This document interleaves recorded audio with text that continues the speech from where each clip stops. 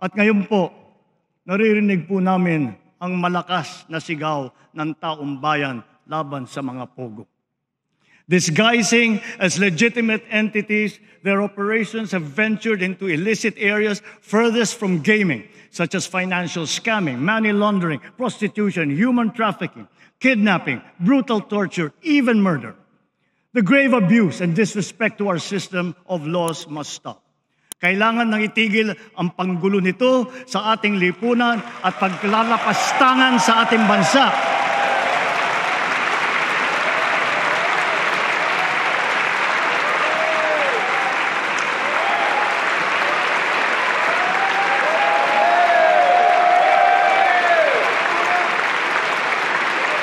Effective today, all pogos are banned.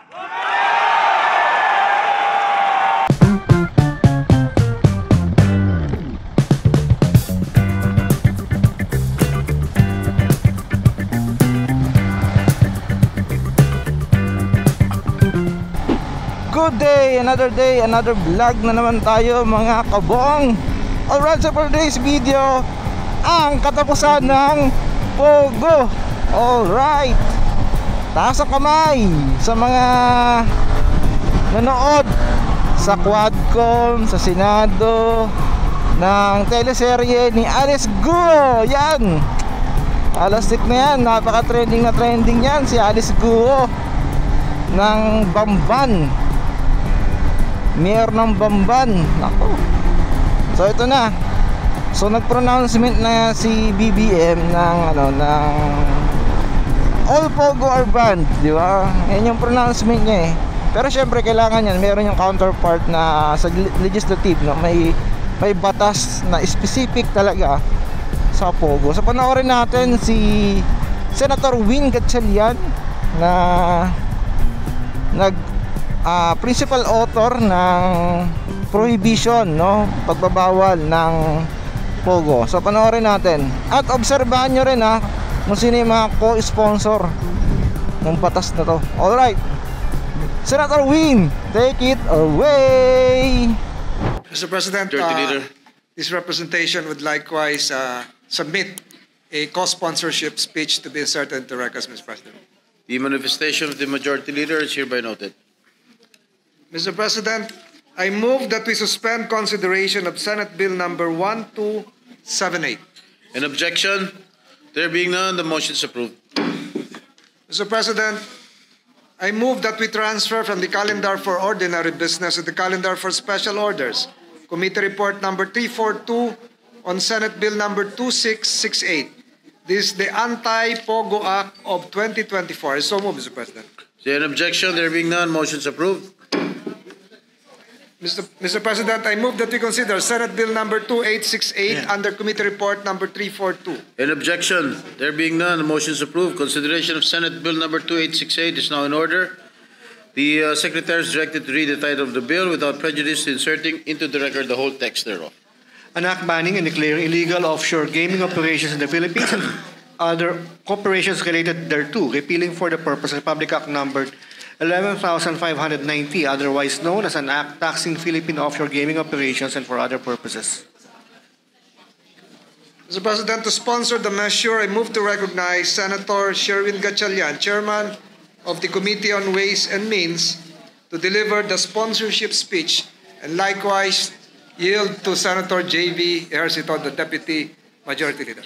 Senator Sherwin Gatchalian is recognized. Thank you, Mr. President. Thank you, Majority Leader. Mr. President, esteemed colleagues, I rise today to sponsor the Anti-Pogo Act of 2024, a bill that seeks to eliminate once and for all the operations of Philippine offshore gaming operators, well known as POGOs, in our country. Effective today, all POGOs are banned. These powerful words were spoken by our President during the recent State of the Nation address, reaffirming our collective resolve to rid our nation of this detrimental industry. This proposal aligns with the President's directive and seeks to institutionalize it, ensuring that this ban extends beyond the current administration.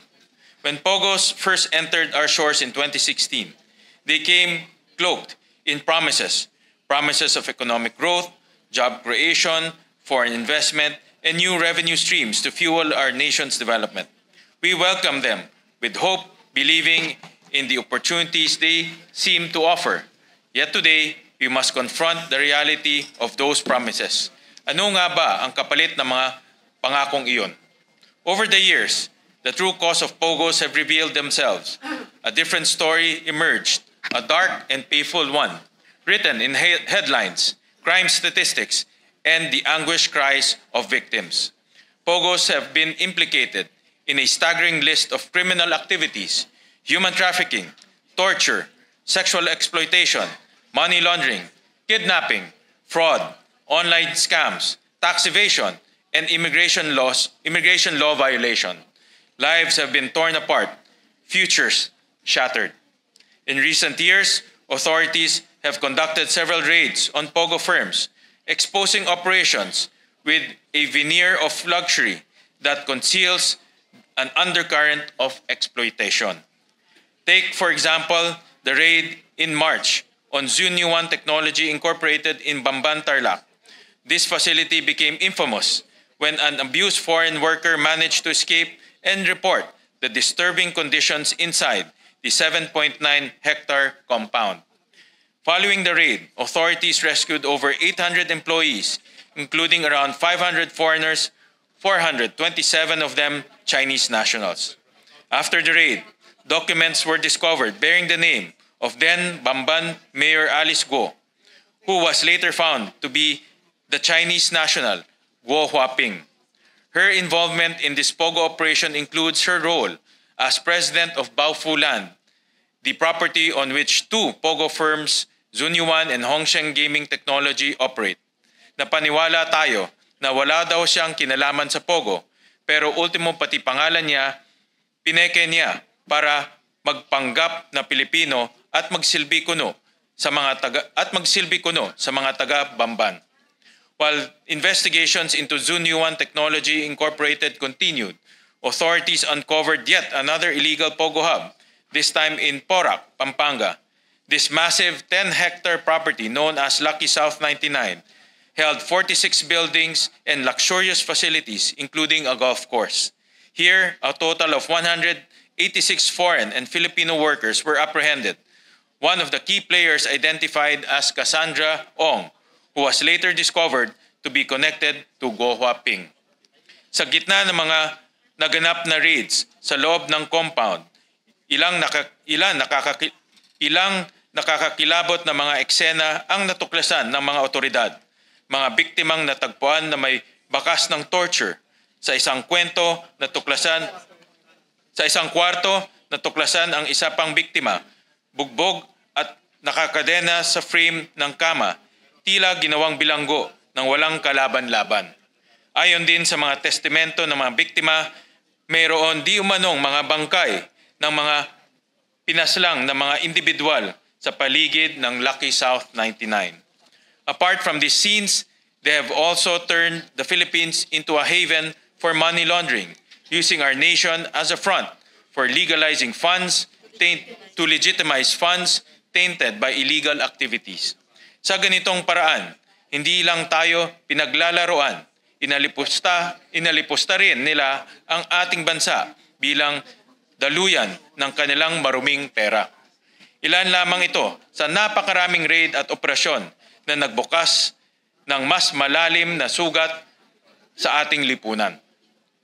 Each case adds to a growing list of violations that test the very fabric of our society and betray the Filipino people's trust.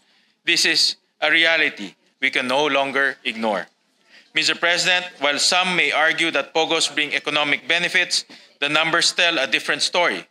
According to the Department of Finance, for 2023, the net cost of allowing offshore gaming operations in the country is nearly 100 billion pesos. Sa madaling salita, ganito kalaki ang nalugi sa atin kaysa sa kinikita. This staggering figure accounts for lost tourism, potential investment that never reach our shores, and the heavy burden of law enforcement. At hindi lamang sa ekonomiya tayo nalugi, pati na rin sa kapayapaan at kaayusan ng ating bansa. Batay sa datos ng mga POGO-related incidents mula 2018 hanggang May 31, 2024, nakababahala na sa mga krimeng ito, 40% ng mga biktima ay mga Pilipino. Sa madaling salita, ang mga kapwa nating Pilipino ang pangunahin na apektuhan. Mga pamilya ang nawawasak, mga kababayan natin ang nagdusa dahil sa karasang dala ng mga pogo. Beyond economics, we must also confront the social and moral cost of maintaining pogos. We have allowed our country to become a playground for exploitation and human trafficking, where forced labor takes root within our borders. They have tarnished our values and tainted our nation's dignity. Dinungisan nila ang dangal ng ating bayan. The question we must ask ourselves, how much more are we willing to lose? Given this context, Mr. President, the Anti-Pogo Act of 2024 lays out firm provisions to end the destructive grip of offshore gaming within our borders, ensuring that come January 1, 2025, no person or entity can operate or even offer offshore gaming within Philippine territory.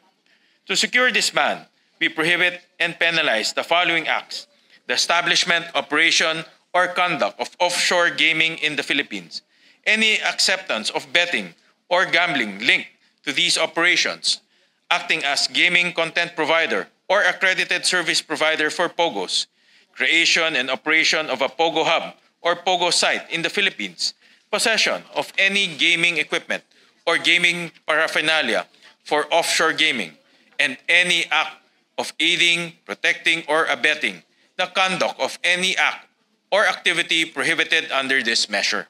In addition, by December 31, 2024, all licenses issued by PAGCOR, Special Economic Zone Authority, Tourism Zone Authority, or Freeport Authority, or any other government agency as POGOs, gaming content provider, and accredited service provider in relation to offshore gaming operations in the Philippines will be revoked and canceled permanently.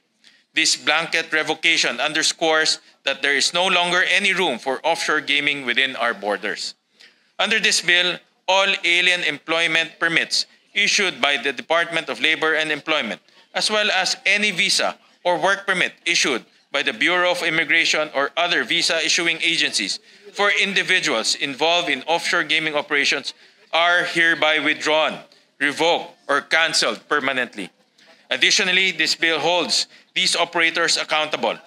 All POGOs, their gaming content providers, accredited service providers, and local gaming agents whose licenses will be revoked under this act shall continue to be liable for all taxes, duties, regulatory fees, and all other charges due and payable to the government.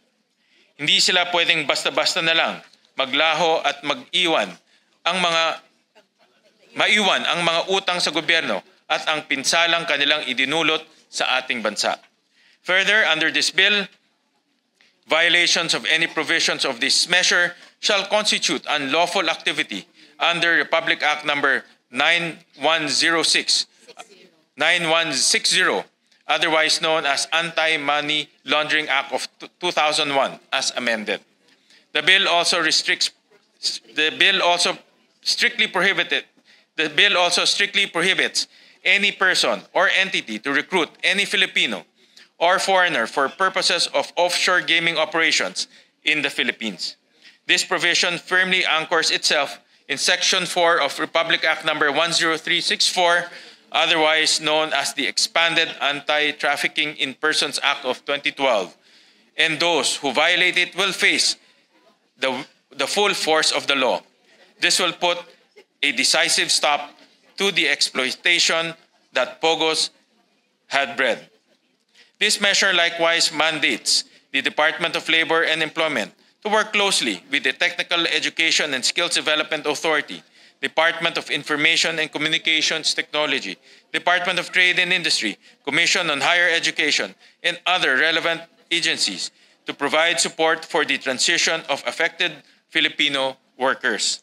Through reskilling and upskilling programs, our workers will be prepared for quality, lawful jobs that uphold their dignity. Sa halip na mapunta sa mapanganib na industriya, bibigyan natin sila ng pagkakataong umasenso at magkaroon ng mas magandang kinabukasan. Moreover, if a government employee or official is found guilty of violating this act, they will not only face the penalties but will also be dismissed and perpetually disqualified from government service. All retirement benefits will also be forfeited to the government. This is a clear stand against corruption. Hindi natin papayagan ang sinumang nasa gobyerno na magpakana o makipagsabwatan sa pagdadala ng katiwalian sa ating bansa. All buildings or other structures or facilities, materials, gaming equipment, and gaming paraphernalia used in violation of this act will also be forfeited in favor of the government. It may be disposed of in accordance with existing laws, rules, and regulations. This ensures that no trace of illegal POGO's operations will continue to poison our communities. Ultimately, this measure seeks to repeal Republic Act No. 11590, otherwise known as an act taxing Philippine offshore gaming operations, which legitimize offshore gaming in our country. By repealing this law, we are fully committing to remove the POGO industry from Philippine soil. With each provision, we are laying down a framework that not only bans offshore gaming operations but also builds safeguards for our people. Sa pamamagitan ng Anti-POGO Act, binibura natin ang kadilimang dulot ng POGO at ibinabalik ang dangal ng ating bayan.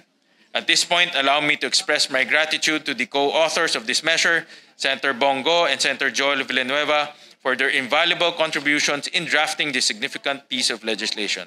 I also acknowledge the efforts made by our stakeholders from the public and private sectors during 2 public hearings and technical working group meetings of the Committee on Ways and Means.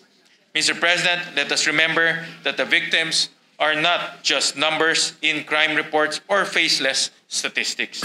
They are individuals with names, faces, and families. Each day, each one has a story.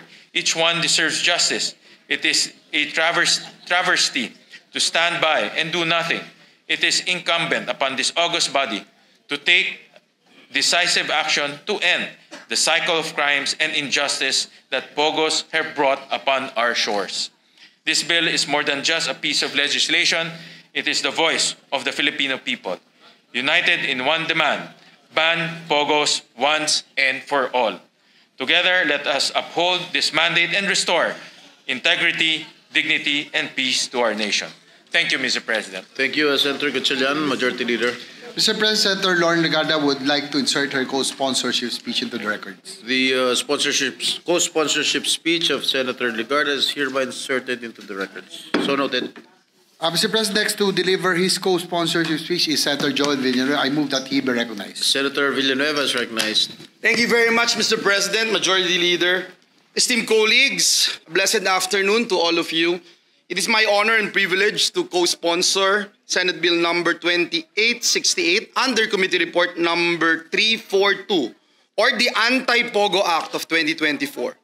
We'd like to commend the hard-working sponsor of the measure, our distinguished colleague, our brother, seatmate, Senator Sherwin Gatchalian, for his hard work in pushing for this very important piece of legislation and for considering our bill, Senate Bill number 2752, or the Anti-POGO Act, in crafting this measure that will permanently put an end to the operations of all POGOs in the country. Mr. President, ang araw po na ito ay may tuturing kong katuparan ng aking pangarap. Pangarap ng marami sa atin na itigil o totally ban ang POGO. Mr. President, in 2016, when I first became a member of this august chamber, na-unearth po natin dito sa Senado yung pong isa sa pinakamalaking human trafficking scam na nangyari po doon sa Clark Air Base na mahigit kumulang 1,300, if I'm not mistaken, na illegal workers ang nahuli po doon, Mr. President. But unfortunately, This year, Mr. President, nitong nakaraang June, nangyari na naman doon po sa Clark, 150 foreigners naman ang nahuli. Nahuli din po ng ating opisina yung pong pagpapatong ng 5,000 pesos per application fee ng walang resibo ng mga tao ng Bureau of Immigration doon po sa kanilang satellite office sa SM Ora. Ginoong Pangulo, mula 2016, isinulong na po natin ang pagbabawal ng pogo dito sa ating bansa. Sa ating pong investigasyon, Mr. President, umabot din po doon sa pagkahuli ng dalawang Bureau of Immigration Commissioners. Former BI Commissioners Al Argusino at Michael Robles sa kanila pong pagtanggap ng suhol kapalit ng paglaya ng mga nahuling Chinese doon po sa Clark Air Base Joint Operations. Fast forward, Mr. President, 2023, recent events have highlighted the proliferation of illegal activities perpetrated by POGOs. Lahat po tayo, Ginoong Pangulo, nakiisa at sumubaybay sa pagdinig dito sa Senado at nakita po natin kung gaano kalaki, kadumi at kalawak ang kanilang operasyon. Gayun din po, Ginoong Pangulo, kung paano nila nilapastangan pa ang ating mga batas at ang ating bansa. Mr. President, according to the Department of Finance, the economic costs of POGO amounts to total of 265.74 billion pesos. Which actually or significantly outweighs the supposed benefits amounting to 166 billion. Ginoong Pangulo, abonado pa ng sambayan ng Pilipino ng halos 100 bilyon. These amounts do not even include, Mr. President, social costs, loss of life, physical and psychological harm to victims, and the increased sense of fear and anxiety in communities associated with POGO activities. Hindi po ito basta-basta masusukat sa bilang o presyo, Ginoong Pangulo. The ban on POGO is about safeguarding our society, safeguarding our economy, and safeguarding our future. There are still over 100 POGOs currently operating, notwithstanding the President's order, Mr. President. Thus, this legislation is very important and necessary because the ban should go beyond the present administration. This act will be instrumental in eradicating all traces of POGOs in our country, including any means for them to return and resume their operations. Mr. President, with the closure of POGOs, some Filipino workers may face sudden unemployment, uncertain futures, and the immense challenge of finding new jobs. And therefore, Mr. President, it is our duty as lawmakers to make sure that no one is left behind and to help affected Filipino workers find secure and quality jobs through a workers' transition program. This is one of the salient features of the bill filed by this representation. And again, we thank the good sponsor, Senator Sherwin Gatchalian, for including this very important provision in this measure. There should be no debate, Mr. President, that the economic, social, legal, and ethical consequences of POGOs far outweigh the benefits. Again, we'd like to put forward our strongest and sincerest convictions about discontinuing POGO operations in our country. We also urge and appeal to our colleagues to support and fast-track the passage of Senate Bill number 2868. Marami pong salamat, Ginoong Pangulo, dear colleagues, and may God bless us all. Thank you, Senator Villanueva. Majority Leader. Yes, Mr. President, next to deliver his co-sponsorship speech is Senator Ronald Bato de la Rosa. I move that he be recognized. Senator Bato de la Rosa is recognized. Thank you, Mr. President. Majority Leader. Mr. President, I rise today to co-sponsor Senate Bill number 2868 under Committee Report number 342, which seeks to ban and declare illegal option gaming operations in the Philippines. To recall, during the 18th Congress, this August body passed Republic Act number 11590, which seeks to regulate offshore gaming in the country.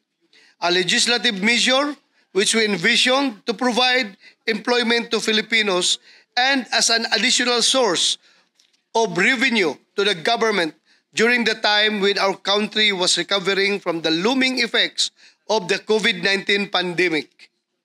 With the projected revenue by the Department of Finance for 2022 and 2023 of 71.6 billion in revenue, regulating and taxing the POGO industry became a feasible source of revenue. Nonetheless, despite the golden promises made by the POGO industry, tables seemed to turn as we began to hear several heartbreaking stories of human trafficking, kidnapping, prostitution, and even scam hubs to the detriment of foreign nationals, and to add injury to insult, even that of our kababayans. Mr. President, the social implication of offshore gaming has truly evolved from being a form of gambling to becoming a source of illegal activities, thereby affecting the peace and order situation in our country. As a former PNP chief who has vowed to serve and protect the people, I cannot simply allow such unacceptable conduct done with impunity in the guise of an alleged legitimate POGO operation. We are not discounting the fact that there are indeed legitimate POGO operators who have contributed to our country's economy through employment and revenue, among others. However, the advantages of their operations do not outweigh the disadvantages brought by the social cost that come along with it.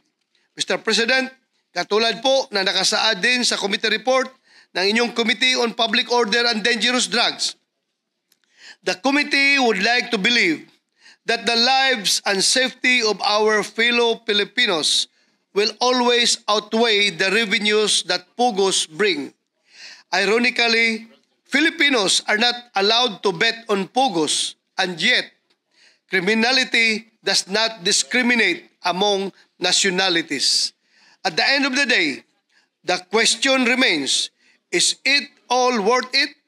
The Philippines may have pushed its luck too far in accommodating POGOs. Our government must now pull all the tricks it has left in its bag to win against the social ills that come with offshore gambling. It is an opportune time to show the world that the Philippine government does not fall to organized crimes. We always go all in against them. With that, Mr. President, I urge my colleagues to support the passage of this measure. Thank you, Mr. President. Thank you, Senator Bato de la Rosa, Majority Leader. Yes, Mr. President. Next, the last to co-sponsor the measure is our Deputy Minority Leader, Senator Risa Hontiveros. I move that she be recognized. The Deputy Minority Leader, Senator Risa Hontiveros, is recognized. Salamat po, Mr. President. Magandang hapon po. I wish to be made a co-sponsor of this bill. Nararapat lang na isabatas natin ang panukalang patalsikin at ipagbawal ang mga POGO sa ating bansa. Mula pa sa nakaraang administrasyon, malinaw ang aking hayaang pagtutol sa mga POGO at sa kasamaang di maihihiwalay dito.